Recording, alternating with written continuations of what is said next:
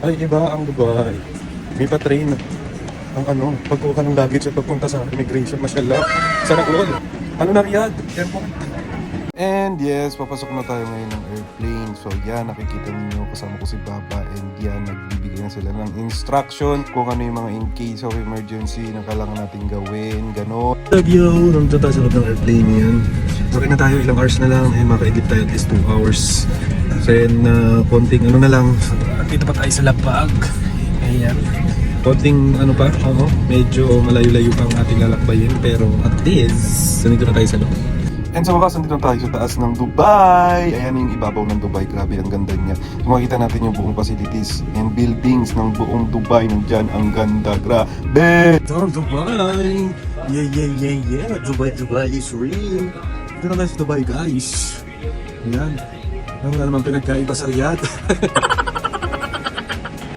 Ito yung airport ng Dubai. Alam niyo ba, guys? Grabe, yung biglang baba ng airplane, ng plane.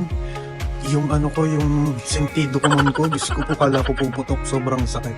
Pero ayun, nakasurvive tayo. And nakabalapag tayo na maayos. And thank you. Maraming salamat.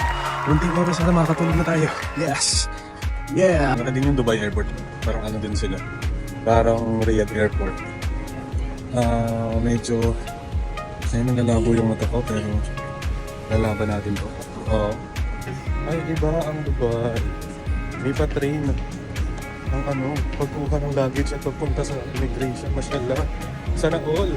Ano na Riyadh? Airport. Yes, ito na tayo. Grabe.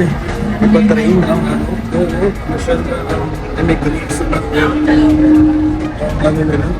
Arrival and departure. Mashallah. So, Dubai lang yan. Successful na guys, nakapasok na tayo. Tapos na tayo ng immigration. So, doon na lang tayo ng bagahe. Labas na. Tapos kakain na tayo. Gutom na ako. Nandito na po kami kay Marivic El Bertuccio ng Dubai. Ayan.